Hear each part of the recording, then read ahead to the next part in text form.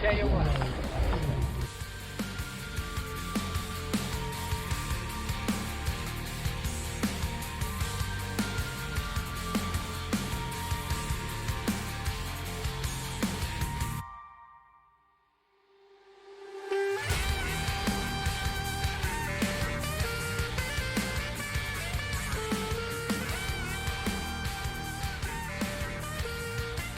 Another episode of the book club, and guess who's back?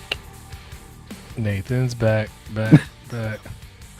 New background too. Finally got my my larger grow up rack for the babies, so that's kind of cool. Good.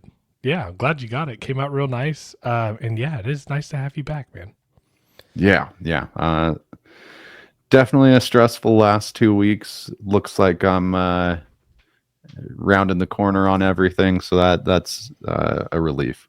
Yeah, I'm glad to hear that. Getting back into the swing of things and routine of things when shit hits the fan, it's hard to get back into the swing of things. Oh yeah, definitely. But I mean, you tried cryotherapy the other day. You did a nice little. How cold did you get it to? Negative 130. Yeah, I went to negative 191. Yeah, I think he told me like the top that they take it to, or I guess the lowest they take it to is negative 195. Yeah, I did 191 for, I think it was 30 seconds on each side, so for 2 minutes. Oh, this one like fully encapsulates you, and you don't have to turn or anything. Oh, okay, yeah, no. Ours is a thing where like the one I've done is you rotate your body, but no, it's invigorating. It feels great.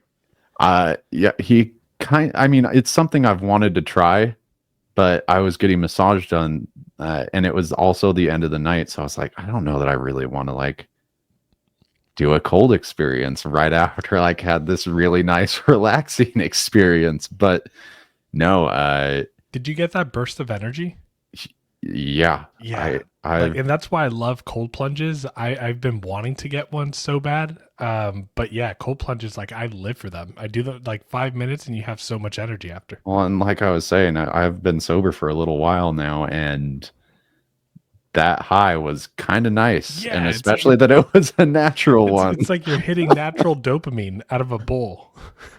Yeah, pretty much. Yeah, no, it's an awesome experience. I really like it. I think it does have a lot of therapeutic benefits. I feel like we sound like a freaking Joe Rogan podcast right now, talking about the benefits of cold plunges. Try it. I don't know what to tell you. Try it. Yeah, I agree. It's something I think I'm going to incorporate into my life. Yeah, it's if you have access to it, like I wish that it wasn't so expensive where it is nearby to do the cryotherapy, but that's why I'm. I've thought about getting one of those cold plunge baths, right? But like you have to constantly fill it with ice, and the ones that like you don't have to do that, they're like $5,000, and I'm not spending that right now. Well, and the justification he made to me over why choose a cryo pass and drive 20 minutes to get there instead of going down the street and going to the spa that does sauna and cold plunge is like you have to shower before, you have to shower after. It's a much longer process, much more involved, where this, you just jump in, throw some music on for 3 minutes and you're out the door. Yeah. And it feels great. Yeah. I don't know. Did that place that you went to, do they also have, red light therapy? I did my whole massage under red light. Awesome. Yeah. Red light therapy is pretty cool too. The research behind it is pretty interesting. PMF. Have you heard of this? PMF. I don't think so. Okay, we are really morphing into the Joe Rogan that's experience. Okay. That's okay. I'm enjoying this talk. So it's PEMF, and I guess it's here. So I'm not just totally speaking out of my ass, but it's some kind of electromagnetic. It's a pulsed electromagnetic field therapy. Is it where you put the pads on and it sends little? You kind of lay on a pad. Oh, lay on a pad. Okay. So yeah. So I guess NASA uses it. Okay. But yeah, NASA will use it for like bone density and astronauts. Yeah. There's STEM therapy for depression and everything, and that's where you put little pads just kind of in different spots, and it turns on this little electromagnetic field, and it feels like just like a little tickle. But yeah, I mean, it's supposed to target different areas of the brain and treat depression. I just thought it was wild that it helps with bone density for astronauts. I was like, Yeah. all You right, know, while we're on the topic of health and well-being, we are doing nutrition. chapter 10 of the Complete Reticulated Python. And again, guys, if you are just joining us for this episode for the first time, we have the other 9 chapters. Oh, And I kind of like it better that way. yeah, me too. It's nice. Whether you've poured your heart and soul into your reptile business or you've just begun your business journey, AE Foundry has you covered with next level expertise in graphic design, motion graphics, videography, photography, and so much more. If you've been dying for a new logo for your reptile business, motion graphics for your current logo, a new website, or need assistance making your video podcast come to life, then listen carefully. AE Foundry's mission places storytelling at its core. AE Foundry believes that a distinctive story and background are the driving forces that set your brand apart. In today's market, consumers seek more than just products. They crave a connection built on trust with the brands they cherish. AE Foundry is committed to empowering small businesses and fostering authenticity that resonates with their consumers. Reach out to them and let them help you craft a visual narrative that helps establish a genuine and lasting connection with your audience. To contact AE Foundry, email them at aromero@aefoundry.com or on Instagram at AE Foundry. When it comes to housing your retics, trust me, you're going to want an enclosure that will be just as strong and durable as your reticulated python. The Heartland Reptile Enclosure is next level tough and will outlive you and your retic by several generations. Heartland Reptile Enclosures are designed and manufactured out of powder-coated aluminum to provide the highest quality and longevity available in the reptile enclosure. What makes them even better is they are lighter than your PVC and plastic enclosures out there and are extremely tough. Stop playing around with plastic enclosures for your large constrictors and step up your enclosure game with the Heartland Reptile Enclosure. To inquire about one of these enclosures, speak to Jordan himself at Heartland Reptiles on Instagram, Facebook, and on TikTok. Here on TRL, we preach about the importance of using hooks, feeding tongs, and other tools with your reticulated python all the time. Animal Equipment by Stoney not only has all the tools you need for any snake you keep, but they have the absolute best hooks on the market. What sets Animal Equipment by Stoney's hooks apart from the other guys is their polycarbonate hook ends that provide a warm feel that won't disturb or bother your retic, ensuring a positive interaction from the get-go. Since 2008, AE Stoney has been supplying zoos, herpetologists, and other animal professionals with their tools. It's time for you to step your hook game up and buy an AE Stoney hook. To learn more and purchase one of their amazing products, visit aestoney.com. It's funny, I was talking to Glenn and I was like, hey, you should do a black book with purple font. And he did it. I was like, nice. But yeah, so You know what? I'm changing it up right now. I love that. yeah, no, it looks really nice. Yeah, so if you guys are just joining us, make sure that you catch up, read along. Like as you're reading the chapter, listen to the episode. It's a great way to like just kind of reflect and get more information you might have skimmed over when you read, and support Glenn. Go to his Instagram now. We'll have the link in the description below. He's still working on the website to get running to order it, but for now you can reach out to him. He can ship internationally now. So for those of you that are listening in the UK and everywhere else, and you've reached out to me and say, hey, how the heck do I get this book? That's how. Just reach out to Glenn now. He's taking care of all sales. And yeah, I wanted to announce as well, Nathan, Glenn sent me a signed copy of the book. Oh, I know this. Yeah, that we're going to be doing our giveaway soon. So in order how do we join said giveaway, Lucas? Yeah, what you can do to join said giveaway is just donate to the cause right there at the link below, patreon.com/the Retic Lounge, and join our Patreon. And we're basically going to be Everyone who's entering, we'll go ahead and make a video, post it on our Patreon on who won it. We'll do the whole spin the wheel thing. And yeah, someone lucky will get it. And for you Patreon members that are listening, if you have the book, don't put your name in the raffle, okay? Maybe they want a signed copy, Lucas. Maybe they want to sell their unsigned copy. Well, then I would ask that you donate your unsigned copy to another Patreon member. Okay, I like that. Yeah, I like that a lot. we If can you keep need passing it. you need the signed copy and you enter the giveaway, if you win, that is a prerequisite. Yeah. Give it to someone in need. Yes, I like it. But yeah, I mean, before we even jump into the content of this chapter, we've had like 2 episodes now, Nathan, which is really just a blip, and now 129 episodes. But we've done 2 where we've talked about feeding quite extensively. Wait, have we really done 2? I thought we only did 1. No, I mean, we did one that was like solely feeding, but like in one of our other husbandry episodes, like we talked about it quite a bit. We've talked about feeding throughout the 129 episodes, here and there.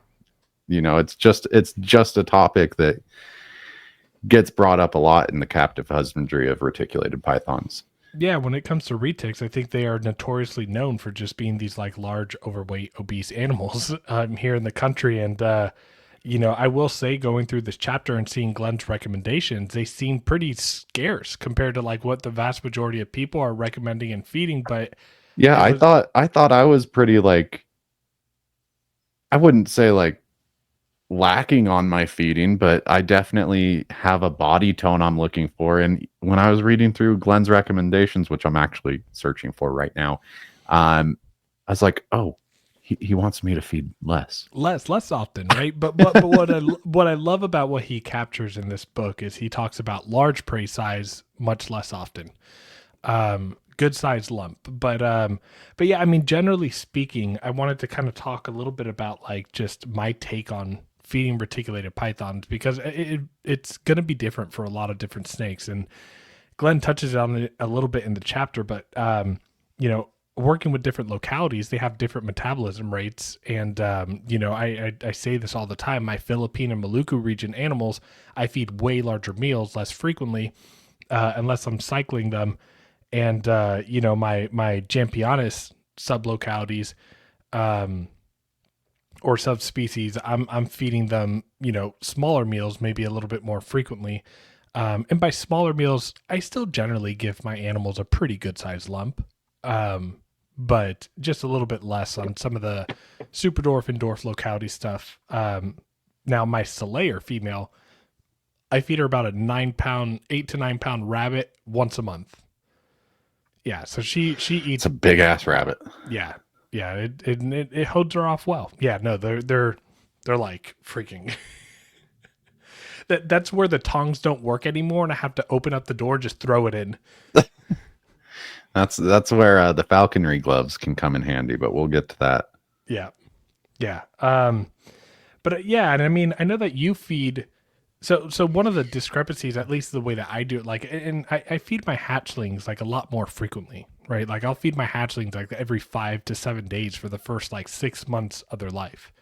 We'll go into Glenn's recommendations as well, but my theory behind that is I really just like really boosting up and bolstering their metabolism early on in life. I think sets them up for success in the long run. I've never seen a 1-year-old retic obese. Here, you want to know what's funny? I used to say I've never seen a fat 2-year-old retic, but there is a picture that a very well-known old school breeder just posted of a 2.5-year-old snake retic that was probably already like 14, 15 feet. What? Yeah. Oh, I know exactly who. Yeah, I know exactly what animal you're talking about, too. I saw that animal. It's Phantom, huh? Yeah, exactly. Yep, I saw that animal, was like, holy shit. I was like, that animal has been pounded with food. Yeah, I'm not surprised. Yeah. But I mean, you said you haven't seen a fat 1-year-old retic. I can't say necessarily fat, but way overfed and someone trying to overdevelop. It was that snake that ended up showing late the signs of the Oh, the enlarged heart. enlarged heart. Yeah. Yeah. I'm actually going over to work with it. Oh, geez, on Friday night. Awesome. It's a I mean, first time retic owner is it and still just doing needs some well? help. He's still doing well. She's just fiery. Okay. Oh, okay. So that's what I was thinking. When you said he needs some help, I was like, she's probably just a little like just being She's a nippy 1.5 year old. yeah, yeah. Yeah. None of the others are like that. I have a feeling it has something to do with the heart. But it's also a first time keeper. But she was fiery with me too. I didn't trust her You know all what that much. you know what I started doing with Aspen? With Athena, the tiger that you produced, is Yeah. so she's target trained and she's actually really amazing at it to where when I open up her tub, she's kind of thinking, right? She's in that thinking mode, but you can also see her pupils dilated. Um, but after she like starts flicking and the long tongue flicks get up, I'm holding Aspen and I am allowing her to like extend her hand and we're just waiting for Athena to like come to her. Um, because she's now Athena still is like, nope, doesn't want anything to do with it, and she goes back. But I think it'll be a really cool experience. Yeah. I mean, it's good that she's acting well with Aspen. Yeah, yeah, no, she's a great animal. All right, Nate, you want to jump into the book? Do you have anything else on like your methodology of feeding or? I mean, it's stuff that I'm going to dive into once we get to certain points here in the chapter. Yeah, I would say my feeding is a little less complicated than yours just because I'm working with one locality. When you were talking about how you have to kind of tailor it to different digestive traits of different localities, my mind was just like, oh my god, that's too much for my ADHD ass brain to like handle. it's not too bad when you just when your freezer has like large meals, medium meals, and small meals, right? So you know which 5 animals are going to get the large meals, and you know which 15 animals are going to get the medium meals, and then the rest are getting smaller meals. Yeah. I mean, okay, maybe it does take a little bit of The like the it takes frequency repetition. change Yeah. is what would throw me off. Oh yeah. Like but the thing is with my ADHD, like I do not like there is no schedule anymore. Like I don't. There is like no such thing as a feeding schedule for me. As a matter of fact, most of my retics for the last like several months have at most, even the young ones, at most been getting 2 meals a week. Because at this point I just Two go meals a week? or I'm sorry, 2 meals a month. Okay, I was like, Lucas, No, 2 meals a we were month. just talking about fat retics. What are you doing? But no, and the reason for that being is I go in there and I wait for the snake to slam the glass and like have you ever had a snake like hit the glass in a food response but they keep their mouth open and they like do the glass surfing with their I'm Mhm. like, okay, you should probably eat tonight. Not all of mine will do that, even though they haven't eaten, like, or it's time to eat. Like, Yeah. I don't know. Yeah, so I'm mostly going off of behavior. I like to see them active. Like my Oh wild yeah, my wild caught Kalatoa, she ate 3 weeks ago, and over the last 4 days, when I go in there at night, I see her just like she is just moving around a bunch, and I want her to do that, right? And so I'll let her do that for a week, and then I'll feed her. But yeah, yeah. ready? I'm ready. All right. Nutrition. Our quote for this chapter is "Life is a tragedy of nutrition." Arnold Yeah. Ehret, 1982. Yeah. As always, with every chapter, I like to start off with kind of setting the stage by reading that first paragraph. So let's take a look into what Glenn is accomplishing in this chapter. So, to better understand a captive snake's nutritional needs, understanding what they eat in the wild, how they capture it, how they kill it, and how they eat their prey is paramount. So, he literally dives into all of that in here, which is really cool.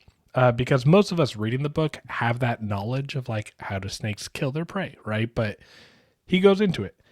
Replicating reticulated python's natural diet in North American and European captive settings is next to impossible. Instead, a captive reticulated python's nutritional needs and prey sources are excellent examples of finding the middle ground between what is best for the snake and what is best for the keeper. It would be best for the snake to eat the prey they would in the wild, and it would be best for the keeper to only feed them frozen rats or mice. Finding the common ground between this dichotomy is essential for the snake, or for the sake of the snake and the keeper. So I like that precedent that he sets right off the bat with acknowledging and identify. Sure, ideally, we would like to feed them what they are eating in the wild. We can't do that, but also feeding them a rodent only diet is just not appropriate. All right. Yeah. And I mean, if it were what's most appropriate or most convenient for us, I'd be feeding chicks and chicken all throughout their life, you know? Yeah, least But expensive. yeah, exactly. What's going to cost me the less, you know, but is it going to cost me less? Because Right. that snake without the diversity of prey is probably going to have some problems. Yeah, exactly. Yeah, varied diet is something that we get into in this chapter, and I'm a firm believer of it. Me too. For the vast majority of the year, I'll have guinea pigs, quail, chicken, rabbits, pigs, rats, and mice all in my garage. I haven't done the pigs or guinea pigs yet. Guinea Yet. pigs guinea pigs are great. They're just a little fatty, but man, they're like retic crack. So are the pigs. Yeah, I've heard that about pigs. I've experienced it with the chicks. They are wild. Yeah. Yeah, I love as soon as my super dwarf babies are large enough, I get them on chicks and I love feeding them a chick diet for like 6 months. Same. Well, I want to jump into the second paragraph. Bats are the primary source for cave-dwelling retic species, such as MR jampianus and insular MR saputrii. Other potential prey includes flying foxes, squirrel, viverids, porcupines, deer, couscous. The name's so nice you have to say it twice. Young Asian water You're monitor, stupid. and domestic animals such as chickens and goats. Yeah. That's a lot of different foods. Yeah.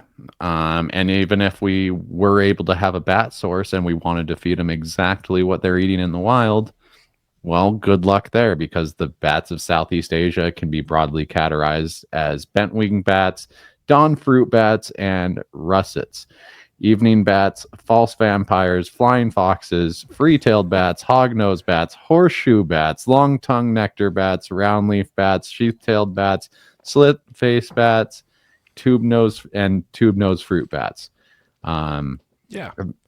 There's even some unidentified species of bats. So good luck procuring all those different species of bats. Well, let's also not forget that if you are trying to feed them fruit bats, it's not the same fruit.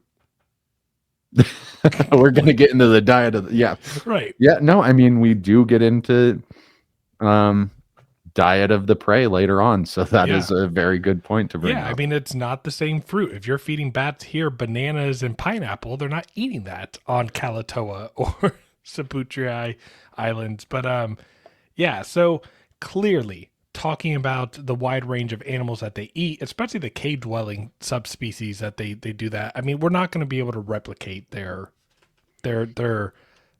wild diet, so to say. And I know I've been a little bit of a stickler of like showing off pictures from the book because I really do want people to go out and purchase this. But Mhm. I have to say, there is nothing cooler than maybe this Here, picture I'll do it. Let me see if I can right do it. here. Yeah, let me. Uh, I'll try to adjust my. you have the fancy camera. This snake in a cave, or retic in a cave, hunting bats, and that's from Dan Malary. Yeah, it's hard. It's really hard to. It's hard to see on camera just how small everything is, but trust me, or It's just really go cool buy the though. damn book. Right. Buy the book. Damn it. Great book. Even if you're not a retic keeper, I mean, it's literally the largest snake in the world. Why not? Why not learn about it? Yeah. But yeah, I mean, one of like, so as we're going through their diet, on page 192, there was an interesting, um, there was so on the bottom of it, there's a study that was done in 1998, Hmm. where they surveyed the prey species of over 1,000 reticulated pythons. So 1,070 reticulated pythons. Outside of Saputrii and Yeah, Jampionis. this is on the mainland islands. Yeah, these are the big boys. Well, this one actually was in Sumatra, right? So this was just on Sumatra, 1,070 snakes. So I'm going to Was it read just off the, Sumatra? I'm yeah, looking here. I'll take your word for it for right now. yeah. So I'll read it. It says Shine et al. 1998 surveyed the prey species of 1,070 reticulated pythons in Palembang, Sumatra. Hmm. So let me read off the order of prevalence of how much these animals were found, or like how often they were found in prevalence from most to least. Okay. The prey that they're eating. Yeah. Okay. Yeah. So in order of prevalence, they observe reticulated pythons eating long-tailed giant rats, Raja spiny rats, ricefield rats, lesser Malay mouse deer, greater Malay mouse deer, small-toothed palm civets, short-tailed porcupines, which, by the way, is insane. Yeah. When I read that, I was It's trying to work out in insane. my head how the quills aren't just going straight through the snake's body. I wonder if they're young porcupines that haven't developed all the quills and everything yet, but they eat them in abundance when they're smaller. I'm gonna see if I can find a picture while you're listing them off. Okay. I'll keep going. Um, where was I? Greater Malay mouse deer, small tooth palm civets, short tail. Okay, here we go. Crab eating, uh, is it macaques? Macaques? I don't know. Crab eating macaques. Macaques. Freaking birds. Damn it. How could you forget about macaque? Funny thing about macaque is it's located on my back. Name that movie. I, I can't think of it. Oh, it's super. But what I will say, okay, continuing. Sorry, raffles, banded langwires, silverleaf monkeys, wild boars, sunda pangolins, Asian water monitors, moon rats, domestic chickens, and unidentified rats, non-murrayed animals or mammals, and birds. We also want to thank VivTech Products for being an affiliate sponsor of the Retic Lounge. Stop by VivTech Products for the best UV spectrum lighting on the market that will enhance and improve your snake's overall well-being and health. Visit vivtechproducts.com and use the code ReticLounge23 today for 15% off. Again, visit vivtechproducts.com and use our affiliate code ReticLounge23 today for 15% off. Looking for the perfect accessories for your hatchlings or juvenile retics? Look no further than Heli Guy Serpents. Our sponsor, Chris Sexton, is coming in hot with an amazing 3D printer, creating top-notch perches and other caging accessories for your beloved pets.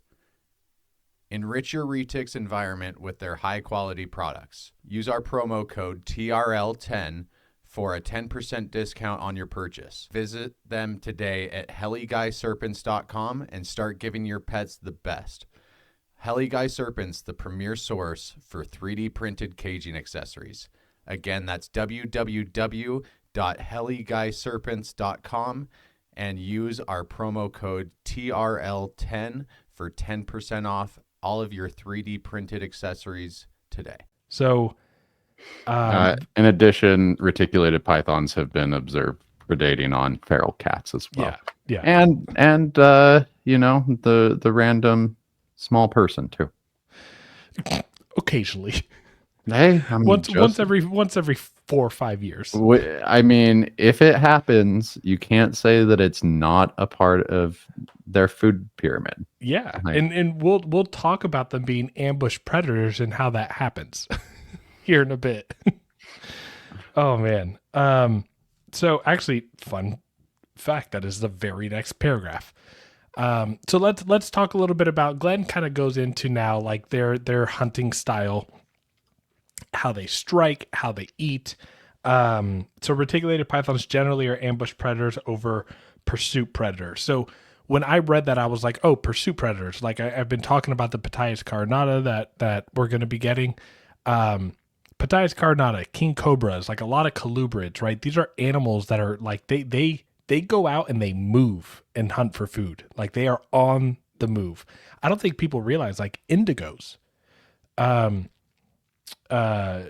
and Drymarchon species are those type of animals. And that's why like, I hate when I see like these large indigos kept in like these 5-foot cages, because like these animals are moving miles and miles and miles a day. But anyways, so retics don't actively seek out prey like pursuit predators. They will wait for prey source to come across their paths.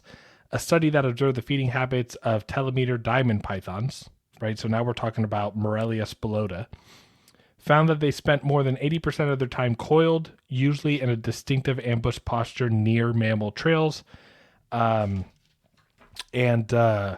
The authors of that study also found the significant seasonal variations observed in feeding frequency of MS spilota could be due to differences of prey availability.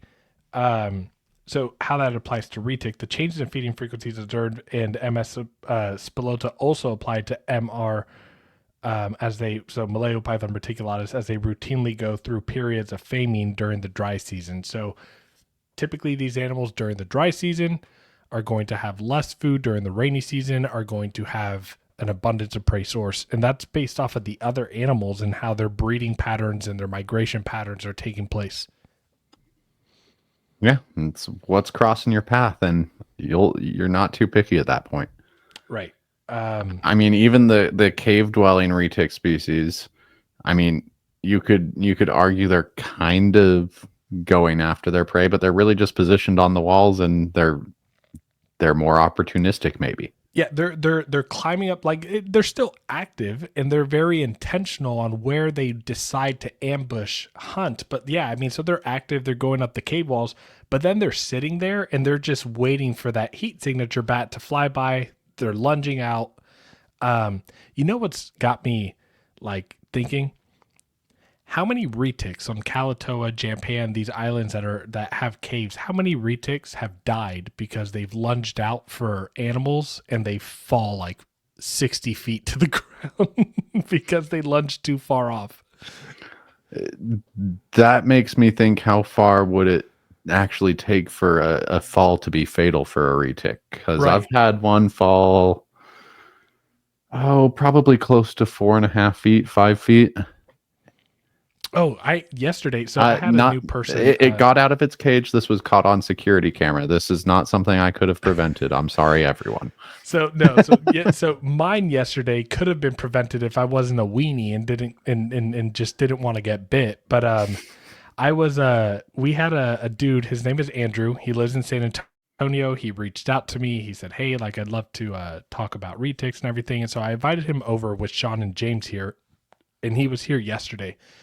And so he's like, "Hey, I saw that you had that Partho female ternate for sale. Do you mind if I see her?" I was like, "Oof, like that's like the devil's spawn. Like she is a like not a nice snake. She's the only snake in my garage that like is thirsty for blood." So I pull her out and I'm hooking her, and I have her tail and I'm hooking her and I'm moving her around, and she turns around and everything, but she kind of squirmed. So I accidentally dropped her and she was above my head. So she was probably at about like 7 feet. And she just freaking crash hit the floor. It kind of shocked her, but then I grabbed her, picked her up, and then she got back into her defensive position and tried to bite Round me two. again. Round two. But yeah, anyways. So yeah, I know a small little 2.5 foot, 3 foot retic is capable of surviving a 7 foot drop. Okay. Oh, yeah. man. Stupid side thought. Yeah, but I like it. Yeah. Let's see where my notes leave us. We've covered that. Okay. You want to talk about digestion a little bit? Or I can.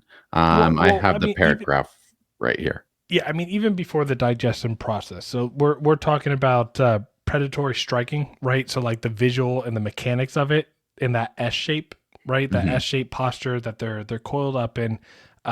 This is on page 194, by the way.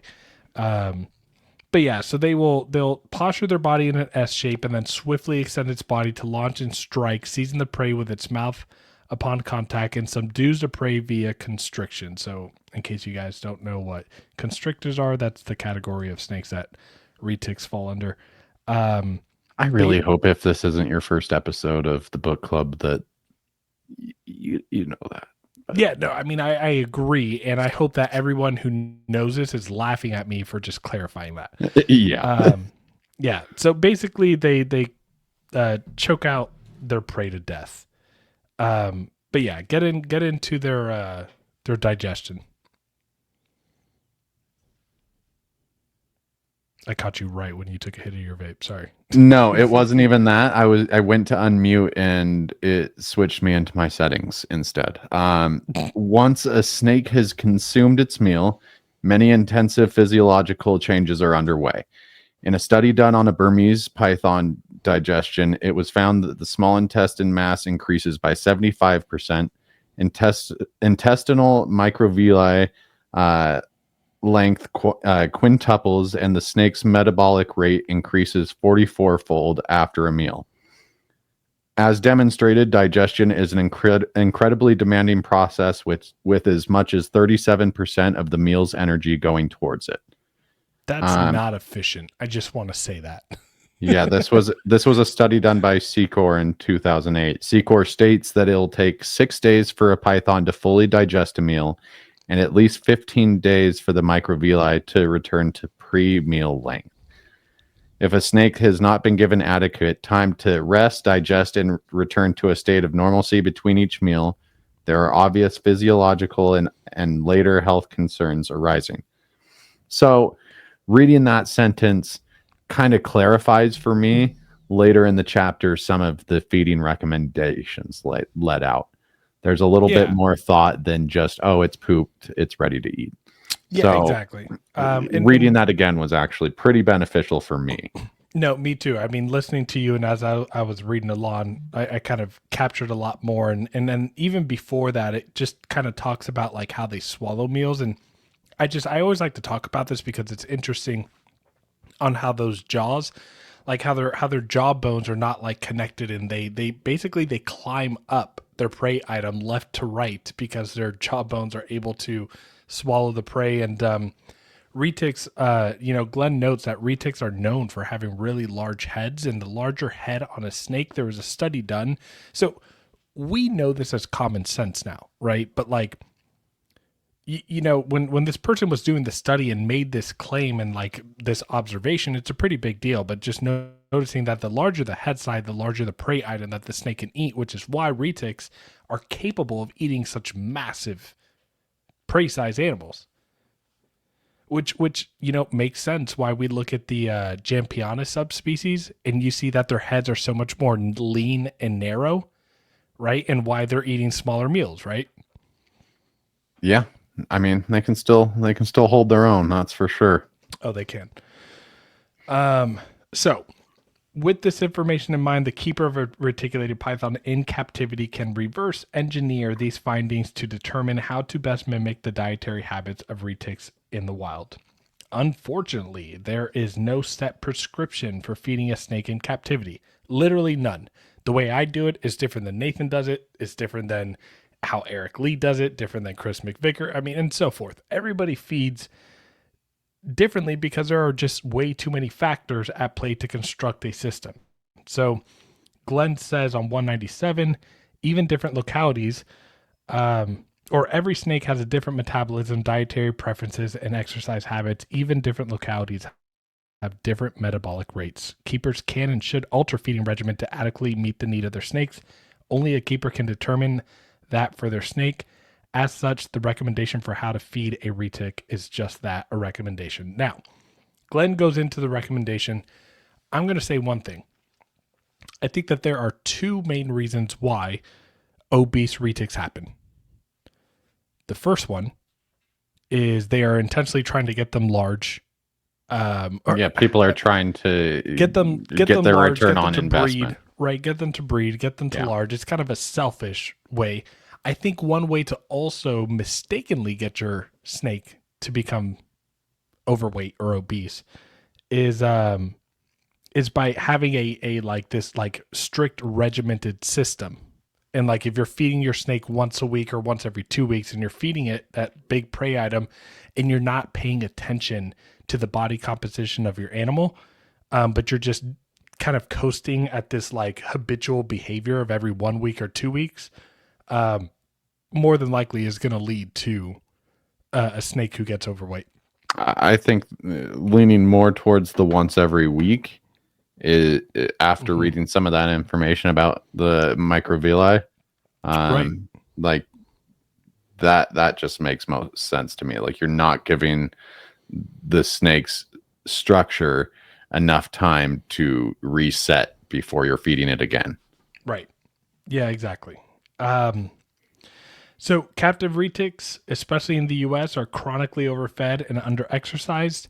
I agree with that statement. I am reading what Glenn is saying, leading them to suffer a vast number of consequences from it, all under the guise of species typic behavior. Instead, the feeding guide that follows is designed to promote sustained, manage, and healthy growth, understanding that obese power-fed snakes will die at a younger age, be in worse health, and have overall less reproductive success compared to their properly nutritionally managed counterparts, should clearly make the case for a revised feeding strategy for the species. So Glenn is kind of like putting the information out there, trying to make a recommendation to like benefit the health and well-being of these animals. One of the things that like I read here that I'm not so much, so like I'll just say this. Bob Clark loves to have these huge, massive snakes, and they reproduce amazing. And he has amazing, huge clutches. So like the statement that Glenn made here about, obese retics being less reproductively successful, I don't think it's like a blanket statement that applies across the board, because we know that retics can be neglected and still be proficient breeders. But at the end of the day, the snake is going to die earlier. So that could, maybe in the long run, having eggs for, having 12 breeding seasons as opposed to 6, right, would produce more eggs. So maybe that's where Glenn's coming from. Yeah. Speaking of neglect, when we move on to this next subject, to begin, a keeper needs a source for their snake's diet. While purchasing prey from big box pet shops or local reptile stores isn't inherently bad, modern herpetoculturists are extremely fortunate to have a wide variety of other sources for high quality prey. Cold-blooded cafe, y'all. Good plug-in. Remember to use our code Reptile Lounge 20 for 20% off your order of the best feeders in the country for any of your reptiles.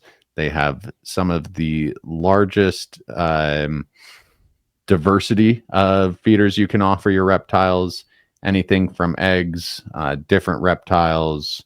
Let's see, what else do they offer? Rats, rabbits, guinea pigs from time to time. So you need it. They got it. Cold-blooded cafe. Make sure you head over there. Show your support. Show your support for the Retic Lounge and get 20% off while you're at it. Let me also just add this, that the author of the Complete Reticulated Python feeds his green tree pythons in Florida that he's keeping Cold-blooded cafe. Perfect. When vetting a feeder company, it would behoove a keeper to look into company's code of ethics.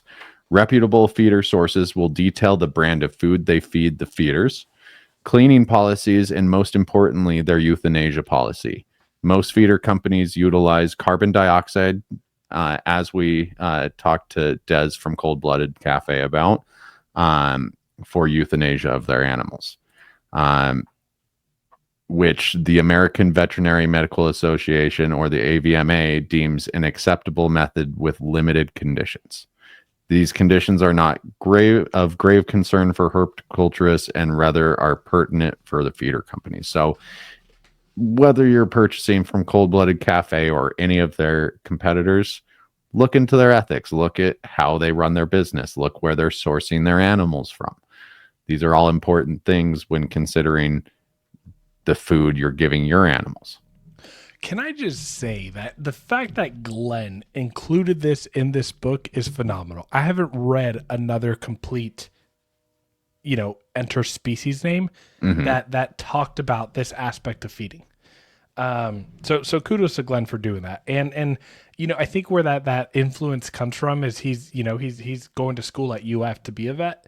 And so he loves to plug in the American Veterinary Medical Association very often in the book. And he talks about vet like standards and practices. As a matter of fact, later in the chapter, he goes into supplementations, and he makes a very strong statement that I feel like almost no one follows. And that's if you're using a calcium supplement or any supplement for your retic or any animal, that it needs to be a vet that recommends the amount. I've had breeders tell me, like, yeah, you can calcium load your females during the breeding season with calcium powder. And they're like, yeah, just sprinkle calcium on the top of on the rodent or on the pig and feed them. And it's like, really? Like, well, you just mentioned something important, because he talks about that, and I wish I did have that outlined somewhere. But he said an excellent source for, getting females, especially more calcium during that cycling process, is to feed pigs. Yeah, pigs. Yeah.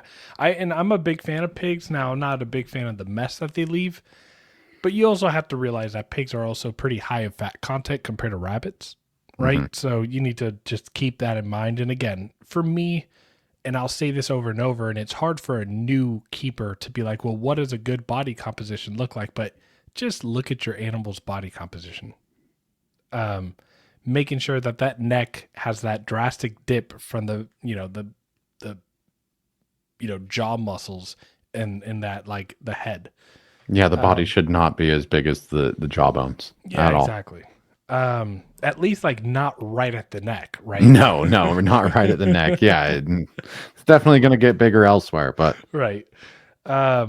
So let's talk a little bit about and again, another thing that Glenn gets into this book is he talks about how so rabbits are generally seen as like the at least in my opinion, right, like the gold standard to feed. It's my gold standard for sure, right? Because they're so much more lean than rats at the same size.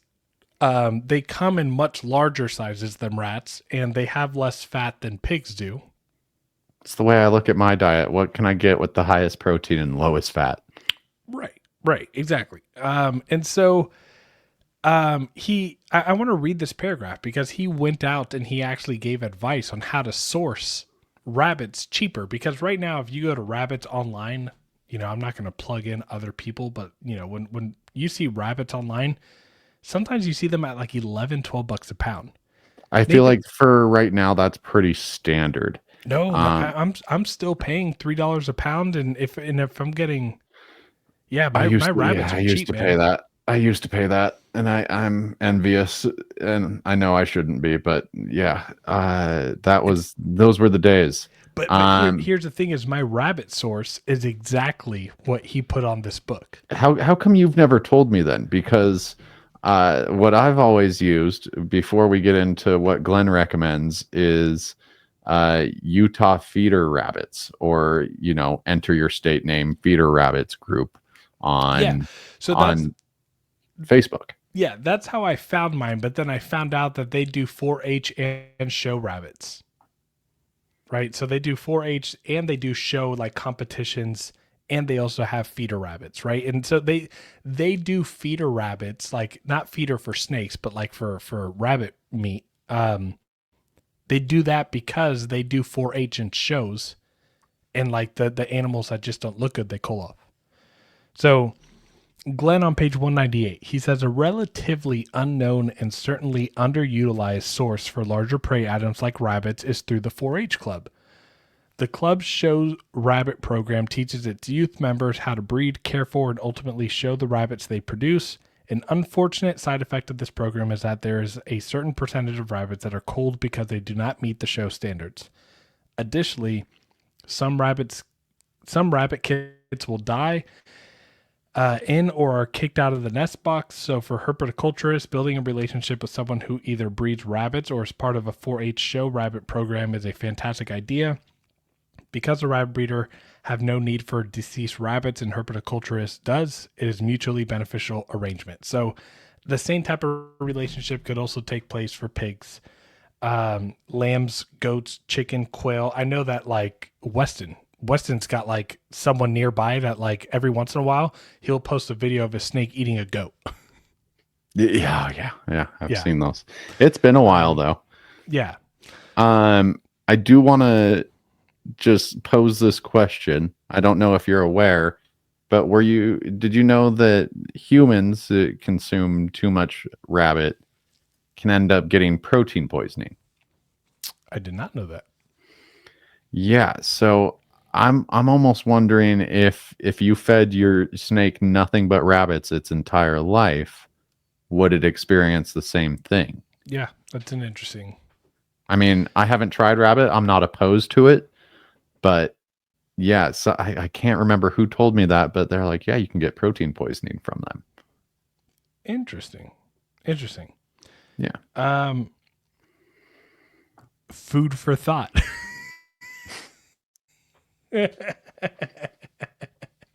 Oh, that was good. You really are having a second child, aren't you?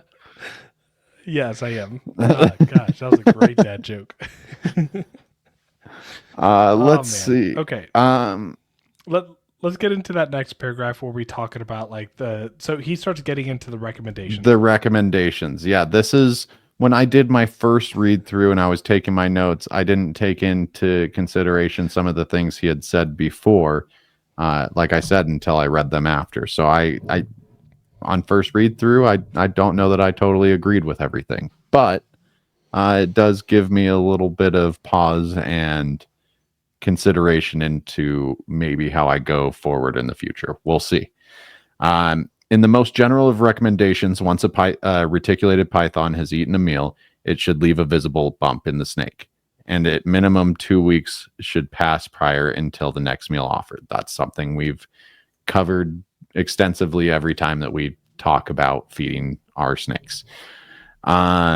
Unlike other snake species, reticulated pythons appear to thrive with larger meals. Reticulated pythons in the wild have been observed to eat prey over half their body weight, in addition to stories of one eating a 130-pound wild pig. Such large meals are not advised to be regularly replicated in captivity, given that one of the former examples resulted in the snake remaining sedentary in a log for 26 days to digest its prey fully. Did you see that was there's an article that was posted about that? But yeah, it was in a scientific journal. But yeah, that snake ate that big of a meal, and it literally just posted up chilling for a month. I mean, that's like Thanksgiving Day times 100. I was going to say that's me for 8 hours after Thanksgiving. Yeah, that's wild. So for the first 2 months after a hatchling retic python has had its initial shed, a prey source that leaves a small visible lump at the snake should be offered every 2 weeks. Again, I do this way more frequently. I do about every 7 to 10 days for my hatchlings. Yeah, I like to do every 5 to 7 days, and I've done that over the years. Mm-hmm. I originally started 7 to 10 days, but there's one thing that I hate is that like I hate seeing a hatchling retic push its face. Yeah. That's almost why I'm going with these FB80 tubs is like, I feel like as long as they can't get through any of the cracks and I kind of safeguard and test for that beforehand, this is going to be the better hatchling rack. They have less leverage to push. A hatchling, no matter how hungry it is not going to be able to push its face in here. As long as you use Heli-Guy serpents and you have a lot of decor in there, or what the hell's freaking Chris's new Reptile Husbandry Designs. Thank you, damn it. But if you get plenty of decoration from him, then you should be fine putting a hatchling in there very easily. Yeah. I don't think I'll have too many issues. I might. The only issue I see with these is potentially having to block out these windows here. Yeah. Now, Glenn talks about like the ideal size for a hatchling retic is a fuzzy mouse or an equivalent size prey source if the snake is large enough. I'll say this. I've used as small as, for a retic, as small as a fuzzy mouse to as large as a rat fuzzy for newborn animals.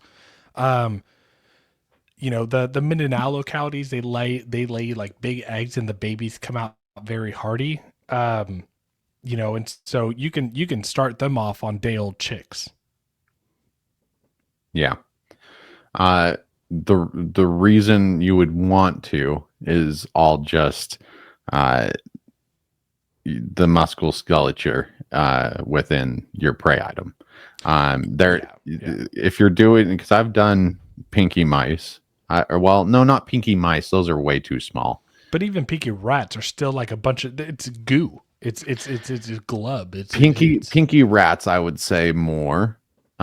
Pinky mice I feel like are too small for even some of the smallest of super dwarf locality. There's not a single. I've hatched Kalatoa, Coyote. I mistakenly bought some pinky mice back in the day. I've hatched retics out that were like less than 40 grams. For reference, they're about the size of my pinky nail. Are you talking about a pinky mice? Yeah. No, they're smaller. They're smaller than a pinky. I'm trying to give them some credit here. Yeah, no, they're tiny. So pinky mice are never a good prey source for a retic ever in their lifespan.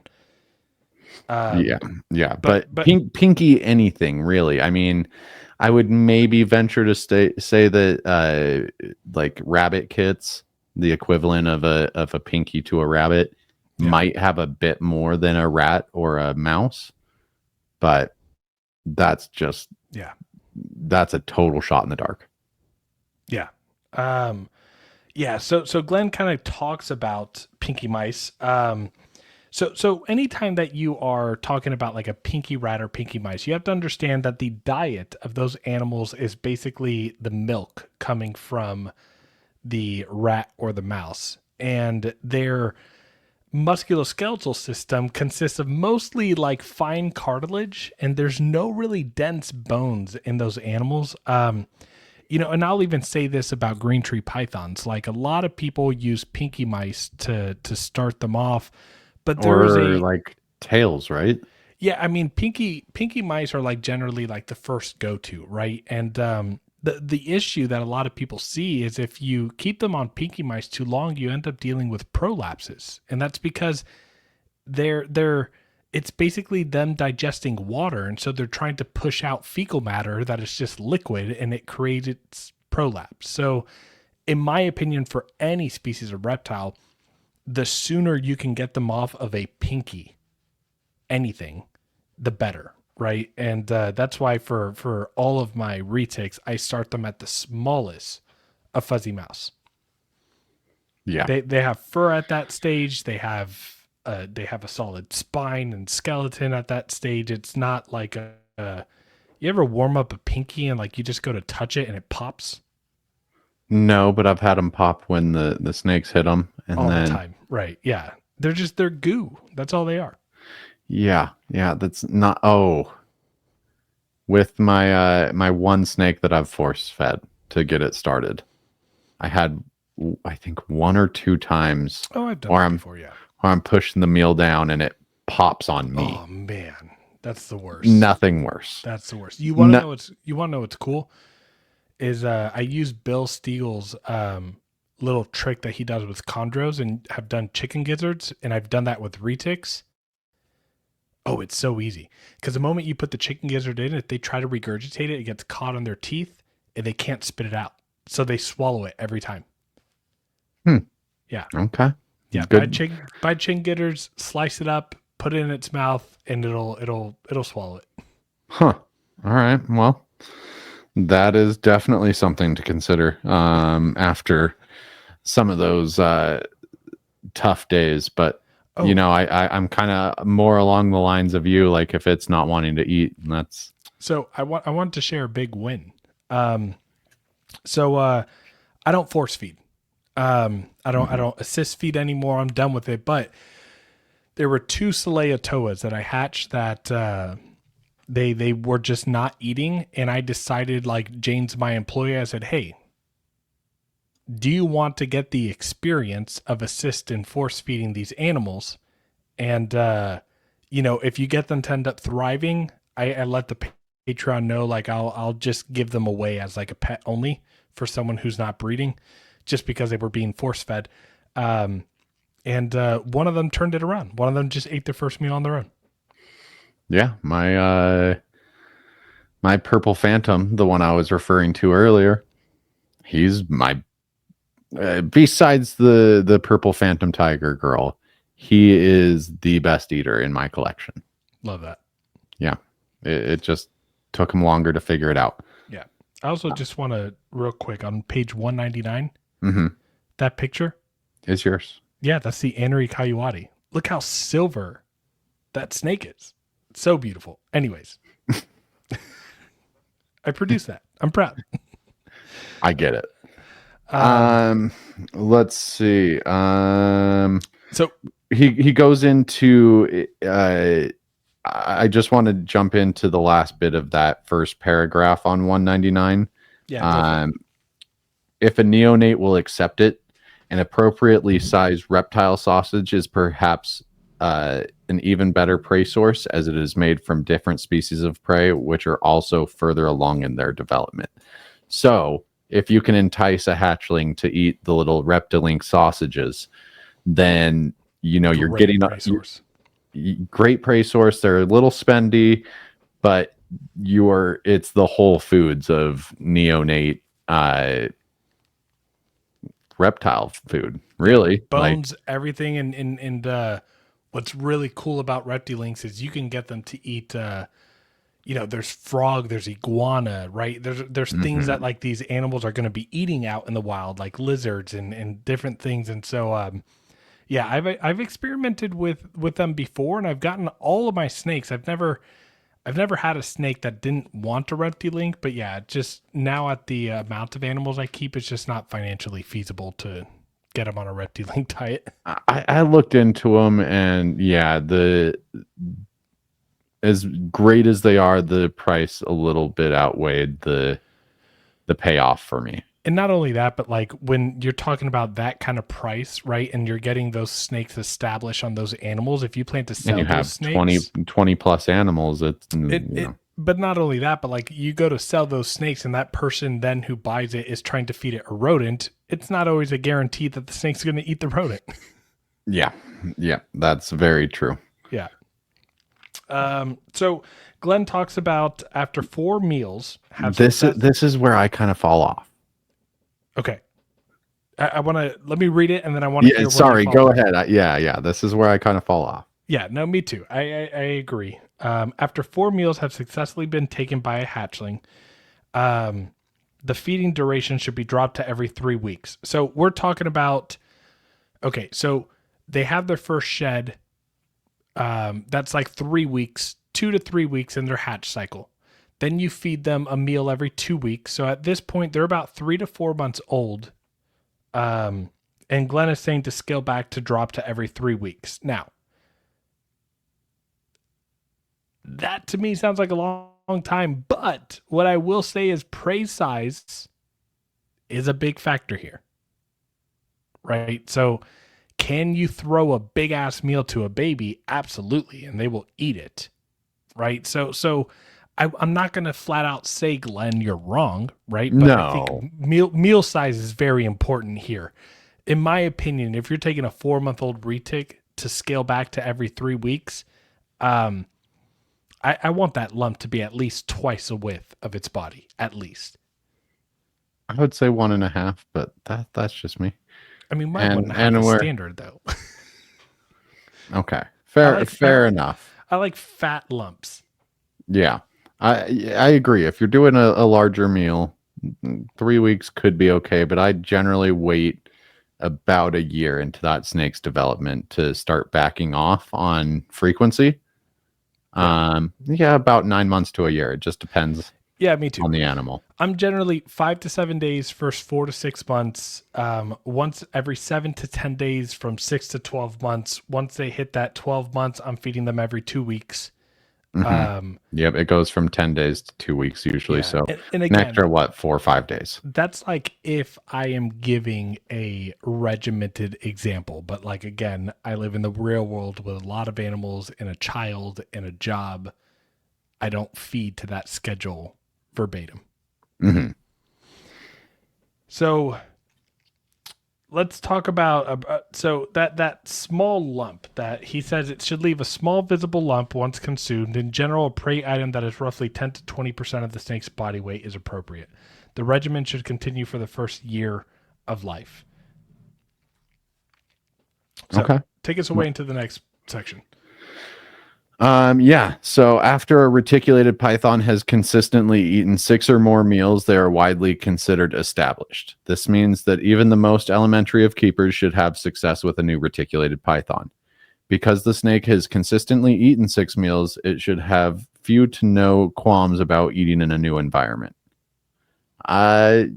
Generally, yes. Yeah, Have I seen examples of this going the other way? Yes, but I'd say it's more on the rare side. I haven't experienced it with any of my customers yet, but I've seen it with friends. So the only time that I've seen that ever happen is when the people who receive the snake are not keeping it within the parameters that they should be. So again, maybe putting a snake in a large bare enclosure, maybe having the temperature way too cold or way too hot. Or just an environment that's overstimulating compared to their previous environment. But I've never had, and I've sold plenty of snakes now. I don't know how many, but I've sold enough snakes to like, I've never had someone receive an animal and say like, hey, they're not eating. And that's because I make sure that all of my animals have had at least 5 to 6 meals. Yeah, I'd say that's a pretty good measurement on when you're safe to start sending stuff out. You want to be fairly confident that whoever's going to get it doesn't have to, sit with you on the phone figuring out tricks to get this snake to want to strike its meal. Let's also not forget that retics are eaters. Like retics have that food response. So once they're about 5 to 6 meals in, yes, once they're established, I'll say yes. But before they're established, so once they have the 5 to 6 meals, though, they're at that point that food response is going. At least in my experience. Yeah, I agree.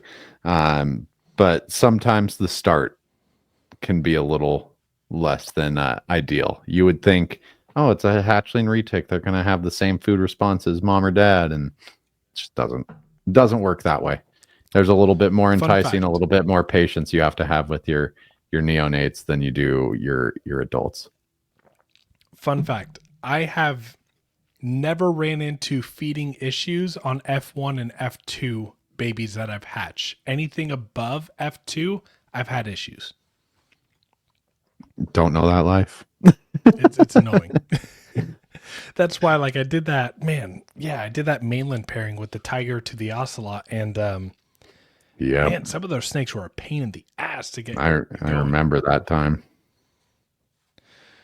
Oh man. Okay, where are we? Let's see. So, after reaching this life stage, a reticulated python should be fed meals 1 to 1.5 times its girth every 3 to 4 weeks. That's kind of what we were talking about just recently, but I mean, we're feeding maybe a little bit more frequently than the 3 to 4 weeks, just from what I've heard. Once they reach 1.5 years, the feeding frequency, sorry, I'm getting a phone call. Let me turn that off. What's funny is you just mentioned all that and we couldn't even hear it. It was playing through my headphones. I love being on Mac, being able to transfer phone calls back and forth, but when that happens, not so fun. It's a pain. Let's see. Where in the hell was I? So, once they reach a year and a half, the feeding frequency can be reduced to every 6 to 8 weeks, depending on the snakes and the keeper's preferences. I like that he added that. Yeah, exactly. I'll say I feed my wild caught male Calicoa probably once every like 6 to 8 weeks. Okay. Yeah, I definitely do that with my adult animals. They're about every 6 to 8 weeks, but I would say for the first 2 to 3 years, I'm feeding a bit more frequently. Let's see.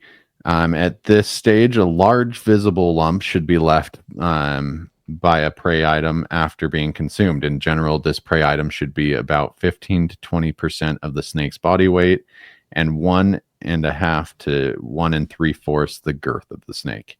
Right. So now after this stage, Glenn talks about sexually mature animals, right? So a reticulated python is generally considered to be sexually mature when it reaches 4 years old. At this age, any feeding regimen is remarkably freeform. So, and I agree. And I mean, typically my freeform feeding typically starts at about like 2.5, 3 years old. So unlike a neonate or a hatchling retic, the urgent need for caloric intake is diminished. In fact, overfeeding is far more common concern for sexually mature reticulated pythons than underfeeding. Why? Breeding and money and selfishness. Reticulated pythons in the wild routinely go through periods of famine, and the dry season, which runs from April to October. It is simply the nature of being a wild animal. Its next meal is never guaranteed. Replicating this period of famine and captivity is a net positive, as it can be used to signal seasonal changes. I do this. I do as well. So when I am going to breed a female, 2 months prior to me giving them an increase of caloric intake and an increase of amount of food, prior to me doing that, I give them 2 months of a dry season where they're getting one small meal each of those 2 months. So let's say I have a snake that's eating 2-pound pigs. I'm giving them a large rat once a month for 2 months. Yeah, I would say it works like a charm. Yeah, I don't necessarily back off so much in the frequency as in the size. What'd you say? You don't back off as much? What? On frequency, but on size. Okay, fair. I start offering smaller meals and maybe at a week and a half more than I would be feeding regularly. But I'm kind of like you. I'm not strict where they're eating every 21 days on the dot or whatever. Do you want to talk a little bit about like when you start your famine period and like, because I would say mine starts. I try to base it on when it starts snowing out here in Utah. So I like to start between about mid-September, late September to October, November-ish. I do my famine period, or I like when I'm cycling females and I give them less food. I do that during the time of, I do that during the hottest part of the year. So for me, that's generally July, August, or August, September. Mm-hmm. And the reason for that is because cooler temperatures is what stimulates follicular growth. And when they are building follicles, you want them to have a surplus of calories. So generally in July and August is when they have that famine period. But here's the frustrating part is that worked when I kept in gradient for my first 2 seasons. I remember this switch. Now that I have them in ambient, I've had snakes lay eggs in like 6 different months. So that is something that blows my mind. But yeah, I remember one of your like late year clutches, or not even late year, but like I want to say, what was your earliest clutch before the end of the year? Probably September. I had a clutch hatch in September. Hatch in September, so that means they were laid in May. Yeah, I've had a clutch hatch in September, in November, in December, in January, in February, in March, in April, and in May. Well, I All mean, clutches that have hatched. my last clutch hatched in May, but was I haven't had any hatch summertime. That's the only time that I haven't had a clutch hatch is June, July, and August. I think those are like mostly the 3 months I haven't had a clutch hatch. okay. It's crazy. Yeah, that's pretty remarkable. Yeah. I'm trying to think. Yeah, that sounds, from what I remember from your breeding history, that does seem like it's probably correct. There might be an odd month in there that you haven't hit, but Yeah, well. so like I haven't hit so I've had a December, I've had a November, I've had a September, I've had an October. I've done a January, a February, a March. I haven't done April, but I've done May. Okay. See, there's So, that odd month. Yeah, April. Let's see. We've kind of gone through the feast and famine. Can I just also make a comment on the bottom of page 200 that king cobra eating a retic is such an awesome picture. Oh yeah, I mean the videos of them facing off is pretty cool. Someone just posted about a Burmese eating a reticulated python. Yeah, They'll that was the they'll eat first time anything and ever. everything though. Yeah, I mean, And that's not the first pretty time. cool. It's the first time it's been observed, probably. Exactly. Yeah, first time it's been captured, right? But yeah, I mean, it's cool how they overlap the that territory, and I'm sure it's a 50-50 split between retics eating burns and burns eating retics. I don't know if you caught this potential rage bait post on the Alliance. Which one? It was a giant enclosure, which was really cool that you're offering your snakes huge enclosures, lots of climbing, all this stuff, but there were like 3 different species of python chilling out in there. Multiple retics, a berm, like I was just like, oh man. Yeah, I mean it's asking. And I noticed there were no comments. I was like, oh, I'm proud of you, Alliance. Good job. Right. Josh Hines didn't come for anybody. Rodney didn't come for anyone. Sorry, I'm dropping names. Oh man. The first one is worthless to even mention. Oh man. So yeah, let's jump back into like where we are. So Glenn at page 201 gets into breeding. So he talks about retics breeding in the wet season from November to March when food becomes more readily available. And I talked about that before, like follicular development in at least with retics, right? There are a lot of other species where follicular development has a lot to do with a drastic drop in cold temperature. So diamond pythons are a great example of this. They drop down into like the upper 40s and 50s, and that Bolins too, and that triggers that follicular development. Mm-hmm. But with retics, it's that slight decrease of temp, the rainy season, but it's a lot of it has to do with the increase in surplus of caloric intake. And that's what I'm a believer of barometric pressure changes too. Yeah, with the wet season. Yeah. I do believe that the storms do trigger something in them outside of food that helps them know that it's time to reproduce. Yeah. I like how Glenn includes this information. So when it's those months, November to March, this is when they move out of cave systems and into mangrove swamps after a fasting period in captivity. The sudden onset of large quantities of food in part signal the snake that it is time to breed. During the breeding season, the nutritional demands of reticulated pythons are increased. Breeding males should get smaller, more frequent meals than they would usually, which is what I generally do.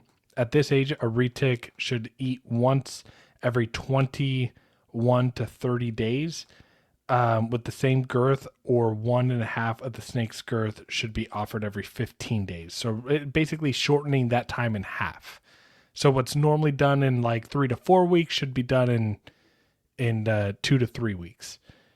I don't know if you've ever experienced that with males, Nathan, but I like to feed them smaller meals more frequently just to make sure that they have a surplus of energy, because them breeding takes a lot of energy out of them. I definitely noticed that their demand can be a little bit higher. Yeah. That's for sure. But I can't say that I purposefully feed them any more frequent. This does give me a little bit of time to question, if that's something I should be incorporating, though. Right. Definitely while they're breeding, they're getting more frequent meals, but during the grow up stage, that's not been a giant concern on my mind, or something that's really even been posed to me. So, right. Now, what I will say, and Glenn kind of talks about here, is again, so you have the wet season, cooler temperatures, rainy, barometric pressure changes, as well as an increase of food. And I'm talking about in the captive realm, not just in the wild. They're going to start to build follicles. Once they build follicle, Glenn says in here, a female will really only accept these large meals 2 to 3 times before they start refusing food, which is generally what I see. They'll be savagely hungry. They'll be pounding food. And then all of a sudden, I give them a big meal. They eat it. The next one, they kind of take gingerly. It gingerly is almost an understatement. I've had females who I thought were like off food, but maybe just a tiny bit curious, come up to the nose of the feeder, and they'll like sit there for a minute, and then they'll just be like, exactly. Like it is almost the cutest thing I've ever seen a big snake do. Yeah, and what's funny is after they bite it, they then like slowly twist to like coil, but they only just like turn their neck. Yeah, they don't even coil it. They really half-ass it. So they'll generally eat that meal, and that's generally followed by a shed, and then they won't touch food after that. It's like being offered seconds at Thanksgiving. It's like, all right, I'll do this to be polite, but you're gonna see me struggle. Right, exactly. You'll see sweat in my forehead. So after a female reticulated python lays her clutch of eggs, breeders typically offer several larger meals, 1.5 to twice the female's girth every 14 days for a short period following the reproductive cycle, so she can regain the weight lost during gestation. What I will say about that is that I generally I start off with small meals because I don't want to shock their digestive system after they've gone like 2 to 3. And when they've gone 2 months without a meal, 3 months without a meal, and Nathan, when a retic lays, I do 1 to 2 smaller meals, and then I start ramping back up to normal. Me too. So yeah, I'm kind of on the same length there. Yeah. Just like look at a typical reticulated python female, especially one that's 4 years old, just reached sexual maturity, and you breed it. That snake is going to look so depleted, so empty, looks like it's on death's door right after it lays its clutch. And that's just the amount of energy that they put into producing those eggs. Exactly. And I mean, I've seen, some of my animals, especially my wild-caught Calatoa, after she lays, I look at her and I feel so bad for her. Mm-hmm. She looks so depleted. It's so sad to see. So I generally will offer her like 2 large rats, and then I start to pick up like the, I pick up the size, right? But I like to kind of start them off small. Once they have 1 meal and then they shed, I generally start to pick it back up. Yeah, that's fair. Yeah. On 205, it's something we've already hit on, but I just quickly want to read it in Glenn's words. Real quick. I did You want to share. hit the chart? Yeah, I mean, I'm not going to like share information, but Glenn has a chart of different prey items and their sizes. For a new keeper who's not familiar with feeder sizes, right. That's a great little chart that he lays out there. So there's chart of feeder mice parameters, chart of feeder rat parameters, and then chart of reptile sausage parameters. So he breaks all of it down into these nice little charts for y'all. Yep. So, 205, the second paragraph there, nutritional supplements should not be used except under the guidance of a veterinarian. A more natural way of offering the potential benefits of nutritional supplements is to utilize varied prey sources. Each prey source contains a different composition of macro and micronutrients, each with its own bioavailability. The snake can access more macro and micronutrients by avoiding a mono-source diet. The common example of using a specific prey source for accounting for the micronutrient needs of a snake is the offering of pigs for sexually active female reticulated pythons, due to pigs' higher calcium content over other similar size prey like rabbits. Yeah. Yeah. Oh, I guess I should keep going. This is of particular concern as hypocalcemia or low blood calcium levels is a common affliction for reproductively active female snakes. Because of different prey sources, that micronutrient is more prevalent for the snake. Right. Guys, the micro and macronutrient of your animals is just as important as it is for us. The fat content, the calcium content, the protein content, all of it plays a role into keeping your snakes healthy. Yeah. So what I like about the bottom of page 205 is that target training picture. And who else but Lori Tarini, right? Right, of course. But man, target training has been, again, I have a lot of snakes. I don't use it very often. But the animals that I am utilizing it with, it is amazing. Do you know how awesome it is to have a 9 Is that a foot... holding cage? I'm so sorry. I don't know. That's a good point. I looked at that picture while reading and didn't even like consider that it was just like a wire side and probably top cage. Yeah, interesting. It's very interesting.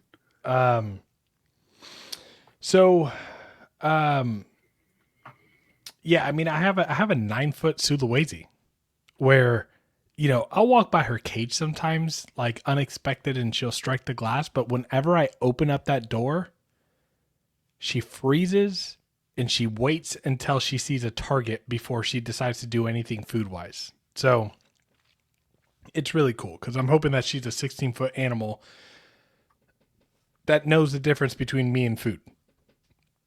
Yeah, that's the hope when they're getting that big. Exactly. Okay, so typical prey sources for captive retics are rats, mice, rabbits, hamsters, pigs, guinea pigs, quail, chicks, chickens, and snake sausages. Many of these prey sources are available through online feeder vendors or can be purchased at a reptile expo or local reptile store. Additionally, these prey sources can be purchased either as frozen or live. Frozen and then thawed prey tends to be the preferred method for most. Large quantities of feeders can be kept frozen and then individually thawed when needed to feed an animal. With live feeders, that is not possible. There are risks associated with feeding live prey to the snakes that should be noted. Severe bites, wounds, lacerations, even death in rare cases can all occur. If a snake will eat frozen thawed prey, that is recommended. However, not all snakes will eat frozen thawed prey and rely on live prey or freshly killed prey. Once again, a keeper must make these decisions based off of their snakes. Even for myself, it's rare that I offer a baby retic a live meal. I don't do it too often. No, it's only if they're being stubborn. Yeah, I've maybe done it less than 10 times out of the, I don't know, dozen clutches that I've had. Yeah, it's been very minimal on my end too. Yeah. What else do you got on your notes that you want to touch on here in the last couple pages? Or yeah, we're wrapping up here. We're wrapping up. There are 3 things I want to hit. The first one is just thawing out rodents, and I mean, most people know how to thaw out their rodents at this point. There are several recommended ways to thaw frozen prey. Common ways to do so are to place the frozen prey at room temperature or in a warm water bath. This next sentence made me laugh out loud while I was waiting for my truck to get fixed over at the tire shop. Placing a frozen prey source in boiling water or microwaving is not recommended under any circumstance, to which the author can attest. And so in my notes, I just wrote, did Glenn boil or microwave a feeder? No, I'm hoping he was smart enough not to, but I've come across people that have reached out to me and said, hey, how do you thaw out your rodents? I tried putting my rat in water and microwaving it, and it didn't work out. And we're not cooking. Yeah, we're not cooking their food. This isn't, we're they not. Like it raw.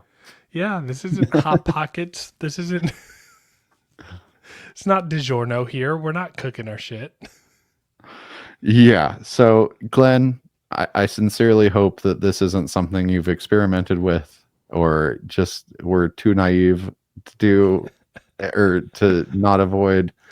I really am giving you the benefit of the doubt. You're too smart to have done this. But the feeder should be disposed if a frozen and subsequently thawed prey source is not eaten. You have enough snakes, offer it to someone else who's already eaten, see if they take a second meal, in my opinion. Yeah, absolutely. And then, if I go the next day to check if they've eaten, if they haven't eaten, I'm not offering that snake, that prey item, to another snake if it's been, over several hours. There is one area that I have in my notes that I do want to discuss.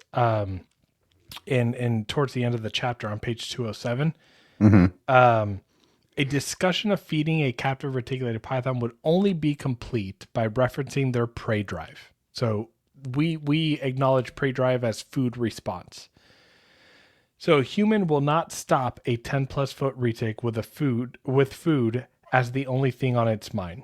The nicest reticulated python in the world can still bite and constrict its owner if it mistakes it for prey. As detailed by Barker and Barker in 97, a bite from a 19-foot reticulated python resulted in one of the author's arteries being severed and a tendon behind his knee being nicked. As quoted in the article, the most frightening thing was that it was the smallest, quickest nip that the snake could deliver. It didn't even hurt. And it severed an artery. So when a snake is hungry and a retic is hungry, that's why we talk about hooks. Shout out to A.E. Stoney. If you need some good hooks, use A.E. Stoney. But yeah, use a hook, break that food response, a paper towel roll, whatever you need to target train.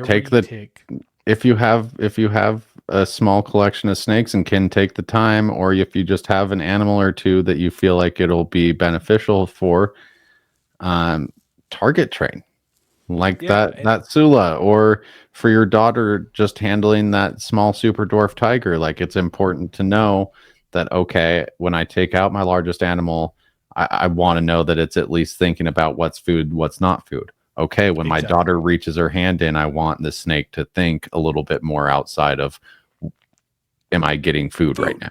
Yep. Right. And Glenn also talks about other safety measures. Use feeding tongs. Don't feed with your hands. Just don't do it. It's common sense at this age. Feeding tongs, forceps, they're affordable, and it's a great way to keep yourself safe. The only snakes I feed by hand, and just because it's kind of a novelty to me, is the hatchlings. And it's not that I'm doing it every time, but every once in a while, with some snakes that I know just don't miss, that are doing good, I'll have fun and just feed with my fingers. Now, you were talking earlier about prey being too long or too big and not being able to utilize some of the snake tongs or hemostats, what have you. That's where gloves come in. You can do leather construction gloves. That's what I use. You can do falconry gloves, that kind of thing. I forgot what the brand I have is, but there's needle resistant and puncture proof gloves that I have in my garage. I've literally experimented. I have gloves that if you take a 20 gauge needle and you stab yourself in the hand with it, it's not going to go through. Please say you didn't experiment the first time with your hand in. No, I did. Yeah, I would definitely have just done that on the glove. I did. Braver than I. I did it like slowly at first, and every time I tried like putting more pressure, and eventually it led to me like just like doing that. And nope. Yeah, it was pretty impressive. That probably gave you some peace of mind, but yeah, I wouldn't have been that brave. But you sacrifice dexterity when you use those type of gloves. Absolutely. That's why, even though I know that I don't like using them the leather gloves that I have, like, yeah, it's not going to probably stop like my largest female from, drawing some blood if she were to hit it. It'll at least help. It'll help. It'll help. Let's wrap up here. I'm going to read the last paragraph. He always likes to summarize each chapter. Go for it. Okay. Feeding a reticulated python is one of the most rewarding and dangerous aspects of keeping one in captivity. If done so improperly, there is a severe risk to both the snake and keepers. However, by following proper precautions, the focus of mealtimes can be to admire the strength and ease of how reticulated pythons can capture, kill, and eat its food, all while establishing trust between keeper and the snake. Feeding a reticulated python is what a keeper makes of it. Love it. Yeah. My advice is try to keep them healthy, try to keep them lean and muscular, and above anything else, try to make it a safe and enjoyable experience. Yeah, we are almost halfway through the book, Nathan. Yeah, I am flipping through right now, as you can probably see. But next week or next book club, we have quite the chapter in front of us. Yeah, it's going to be a long one. It is going to be a long one that most likely will have to be broken down into two maybe 3 parts. So Lucas, you want to tell them what we're going to be going through? Yeah, we're going to be getting into reticulated python morphs. So we're going to be deep diving into all of the morphs that are out there. All of them. They're the like where they were found. All of them? I believe so. I mean, at least all of them that there we go. All of them that are all that are what? Known. Yeah, all of them that are known. I mean, yeah, I mean, and all the ones that are known. I mean, there might be 1 or 2 that I've seen recently that might not be in here, but I bet Glenn probably has uncovered. Okay, this is how much book we've covered right here. This is our next chapter. It's almost after that chapter. It's almost the length of the rest of the book. Yeah, it's literally a fourth of the book. It goes from 209 to 314. So over 100 pages just to detail all the morphs found in reticulated pythons, which I think is excellent. This is something that I'm going to start diving through tomorrow. Like we have weeks to prep for even just the first part of this. Yep. And it's going to take weeks for us to digest it all, even reading it multiple times. Hopefully we come up with a plan to keep it short and concise, but this was a short chapter and we've already pushed this almost to what we like to keep our episodes to. So expect 2 or 3 parts. We'll see. Let me, I was going through this, but look, this is a Superdorf egg in the palm of my hands that I took. And then here is a mainland egg in the palm of Aubrey's hand. Looks like he's about to throw an unmarked baseball. Right. Look at those things, dude. I think I've had eggs smaller than that too. So yeah. No, I absolutely. All right. That's episode, is it 129? I believe so. All right, episode 129 the books. We'll see you next Friday for episode 130. And again, shout out to our Patreon members. If you want to join our Patreon, please do. It's that link below. Nathan, you got anything else? No, just thanks to all the people that are already in the Patreon. Thanks to our Discord. And just remember, if you want a signed copy of the Complete Reticulated Python, and you're not already a part of the Patreon, that is the only way to join this giveaway. It's as little as $5 a month. So you could potentially get a $5 copy of the Complete Reticulated Python. We'll be running that giveaway here, within the next week or so? Yeah, I would say by the end of February. Okay. So expect by about the 28th that we'll be starting to run that, putting names together of everyone who wants to be involved. Yeah. Again, just thanks for everyone putting up with me being away for a couple weeks, letting me deal with life as it came at me, and we'll see you on the next one. See you, everyone.